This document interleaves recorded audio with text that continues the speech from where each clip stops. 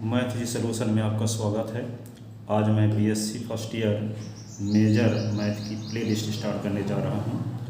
इसमें पाँचों unit cover करूँगा। उनमें से पहले 5वीं यूनिट कवर करने जा रहा हूँ। ज़्यादा लाजिकल है, एग्जाम होने वाला है लगभग 15 मई से। 15 मई के पहले पूरा सिलेबस कंप्लीट करूँगा।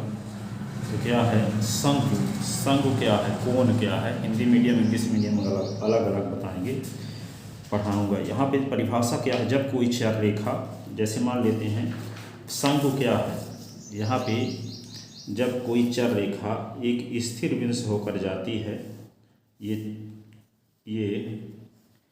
चर रेखा है, वेरिएबल लाइन चर रेखा है, एक स्थिर बिंदु से होकर जाती है, दिए हुए वक्र को स्पर्श करते हुए गुजरती है, तब इस चर रेखा के द्वारा जन्म लेने वाला पृष्ठ क्या कहलाता है, शंकु कहलाता है।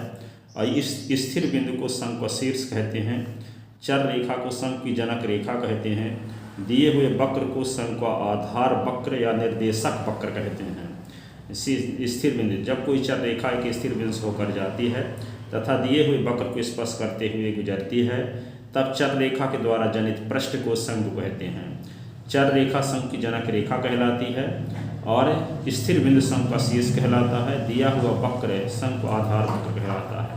तो जब कोई चर रेखा एक स्थिर बिंदु से होकर जाती है तथा एक दिए हुए वक्र को स्पर्श करते हुए गुजरती है, तब चर रेखा के द्वारा जनित पृष्ठ को शंकु कहते हैं। इस स्थिर बिंदु को शंकु का शीर्ष कहते हैं। चर रेखा को शंकु की जनक रेखा कहते हैं। दिए हुए वक्र को शंकु आधार वक्र कहते हैं। तो ये इसकी इंट्रोडक्शन है। शंकु, जब कोई चर रेखा एक स्थिर बिंदु से होकर जाती है तथा दिए हुए वक्र को स्पर्श करते हुए गुजरती है, तो चर रेखा के द्वारा जनित पृष्ठ को शंकु कहते हैं। चर रेखा को शंकु की जनक रेखा कहते हैं। स्थिर बिंदु को शंकु का शीर्ष कहते हैं तथा दिए हुए वक्र को शंकु का आधार वक्र कहते हैं। शंकु का क्या कहते हैं, आधार वक्र कहते हैं। दिए हुए वक्र को शंकु का आधार वक्र कहते हैं। ठीक है। अब समघाती समीकरण क्या है, समघाती समीकरण। तो समघाती समीकरण क्या होता है, इसको समझते हैं। जैसे कोई समीकरण समघाती समीकरण कब कहलाता है, जैसे यहाँ पे x, y, z तीन चर में कोई समीकरण समघाती समीकरण कहलाएगा। यदि s के स्थान पे हम क्या लिख दें, s के स्थान पे क्या पुट कर दें, लैम्डा x, y के स्थान पे लैम्डा y और z के स्थान पे लैम्डा z रख दें, तो यहाँ पे तब भी जीरो बना रहे। Lambda x, lambda y, lambda z is equal to क्या होगा, जीरो। तो कोई समीकरण x, y, z में तीन चर में कोई समीकरण, तीन चर का कोई समीकरण समघाती समीकरण कहलाएगा। यदि उस समीकरण में x, y, z रख दें, x, y, z के स्थान पे lambda x, lambda y, lambda z रख दें, तब भी उसका मान जीरो के बराबर ही बना रहे। ठीक है। जैसे यहाँ पे एक समीकरण लेते हैं, ax square plus by square plus cz square plus 2f/z plus 2gzx plus 2hxy is equal to zero. ये समघाती समीकरण है x, y, z में। क्यों? यदि हम इस समीकरण को दर्शा लेते हैं किससे, इसको s के स्थान पे हम लैम्डा s रख देते हैं, तो a लैम्डा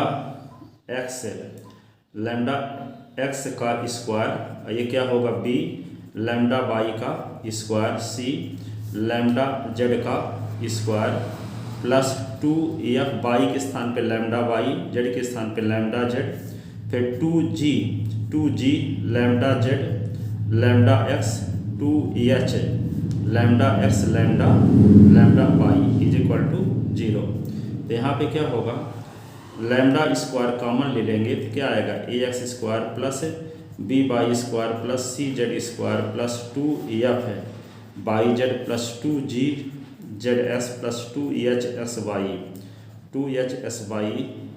तो इसको क्या लिख सकते हैं, इसकी वैल्यू शून्य है। तो यहाँ पे क्या होगा, lambda square into zero is equal to zero.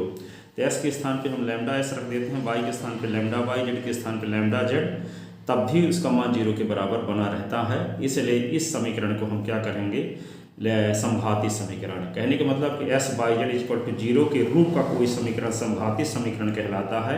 यदि s बाई जेड के स्थान पर lambda s lambda by lambda z equal रख दिया जाए तो f lambda s f lambda by f lambda x lambda by lambda z equal to zero बना रहे। ठीक है, तब भी जीरो के बराबर ही आए, ऐसी कंडीशन में इस समीकरण को क्या बोलेंगे, समघाती समीकरण। एस बाई जेड में द्वितीय घात का, एस बाई जेड में द्वितीय घात का इसको समघाती समीकरण बोलेंगे। ठीक है, एस बाई जेड में द्वितीय घात का समघाती समीकरण। ठीक है, तो यहाँ पे यही लिखा गया है समघाती समीकरण। F x by z is equal to zero के रूप का कोई समीकरण समघाती समीकरण कहलाता है यदि लैम्डा के सभी मानों के लिए f lambda x comma lambda by lambda z is equal to zero हो। एग्जाम्पल यहाँ पे लेते हैं, यहाँ पे example f x by z is equal to a x square plus b y square plus c z square 2f by z plus 2g z x plus 2h x y is equal to zero. S by z में क्या है, S by z में समघाती समीकरण है, क्योंकि S के स्थान पर lambda S lambda by lambda Z रखते हैं तो यहाँ पे इसको सिंप्लीफाई करते हैं तो लैम्डा स्क्वायर पे यही आ जाता है, इसके स्थान पे हम फिर से जीरो लिख सकते हैं तो lambda square into zero is equal to zero. तो एस के स्थान पे हम क्या रख दिए, एस के स्थान पे lambda S lambda by lambda Z रख दिए, तब भी उसका मान जीरो के बराबर ही बना है, इसलिए इसको हम क्या बोलेंगे, इस समीकरण को बोलेंगे एस बाई जेड में द्वितीय घात का समघाती समीकरण। ऐसे भी बोल सकते हैं एस की घात दो, यहाँ पे जेड यहाँ तीन है एस बाई जेड, इसमें घात दो, इसकी घात दो, इसकी घात दो, इसमें बाई की घात एक, जेड की घात दो, एक दो घात हो गया। अब ये नहीं कि आधार सामान्य घात कैसे जोड़ दिए। ठीक है, इस कंडीशन के खिलाफ यहाँ पे वेरिएबल बाई है, जेड भी वेरिएबल है, तो बाई की पावर एक, जेड की पावर एक, तो बाई यहाँ पे दो घात का पद ये भी कहलाएगा, दो घात का पद ये भी कहलाएगा, दो घात का पद ये भी कहलाएगा। यहाँ एफ जी और एस क्या है, अचर पद है। एस बाई जेड में द्वितीय घात का समघाती समीकरण है, क्योंकि एस के स्थान पे लैम्डा एस, बाई के स्थान पे लैम्डा बाई, जेड के स्थान पे लैम्डा जेड रख देते हैं तब भी उसका मान जीरो के बराबर बना रहता है, इसलिए ये क्या है एस बाई जेड में द्वितीय घात का समघाती समीकरण है। ठीक है, तो इस प्रकार आपको समघाती समीकरण की जानकारी मिली। शंकु क्या होता है, जब कोई चर रेखा एक स्थिर बिंदु से होकर जाती है तथा दिए हुए वक्र को स्पर्श करते हुए गुजरती है तब चर रेखा के द्वारा जनित पृष्ठ को शंकु कहते हैं और स्थिर बिंदु को शंक्वाशीष कहते हैं, चर रेखा को शंकु की जनक रेखा कहते हैं, दिए हुए वक्र को शंकु आधार वक्र कहते हैं। तो आई होप आपके समझ में आया होगा। यदि ऐसा है तो इस वीडियो को अधिक से अधिक स्टूडेंट को शेयर करें ताकि अधिक से अधिक स्टूडेंट का भला हो सके। Thank you so much. Next lecture में हम ये प्रूव करेंगे कि उस सम का समीकरण ज्ञात करेंगे जिसका शीर्ष मूल बिंदु पर है, तो ये सिद्ध करेंगे कि जिस सम का शीर्ष मूल बिंदु पर होता है उसका समीकरण एस बाई जेड में द्वितीय घात का समघात समीकरण होता है, द्वितीय घात का समघात समीकरण होता है, ये हम सिद्ध करेंगे। ठीक है, तो यहाँ पे क्या है या इसी में देख लेते हैं, उस सम का समीकरण ज्ञात करना जिसका शीर्ष मूल बिंदु पर हो। ठीक है, तो सिद्ध कीजिए जिस सम का शीर्ष मूल बिंदु पर होता है उसका समीकरण एस बाई जेड में समघाती समीकरण होता है। तो ये हम सिद्ध करना चाहते हैं। ठीक है, तो ये सिद्ध करने के लिए देखते क्या है, माना उस सम का समीकरण जिसका शीर्ष मूल बिंदु पर है निम्न है, f x by z equal to zero है। ये शंकु है जिसका शीर्ष मूल बिंदु पर है, ये एक्स अक्ष बाई एक्स जेड अक्ष, ये क्या है शंकु पर कोई बिंदु लेते हैं x1 y1 z1। तो माना उस सम का समीकरण जिसका शीर्ष मूल बिंदु पर है निम्न है, f x by z equal to zero मान लेते हैं। ठीक है, तो माना शंकु पर कोई बिंदु P x1 y1 z1 है, शंकु पर हम कोई बिंदु लेते हैं x1 y1 z1, क्या लेते हैं x1 y1 z1, शंकु पर कोई बिंदु लेते हैं। ठीक है, तब यह बिंदु शंकु के समीकरण को संतुष्ट करेगा। यदि कोई बिंदु शंकु में स्थित है तो शंकु के समीकरण को संतुष्ट करेगा, कोई बिंदु सरल रेखा में स्थित है तो सरल रेखा के समीकरण को संतुष्ट करेगा, यदि कोई बिंदु वृत्त में स्थित है तो वृत्त के समीकरण को संतुष्ट करता है, यदि कोई बिंदु समतल में स्थित है तो समतल के समीकरण को संतुष्ट करता है।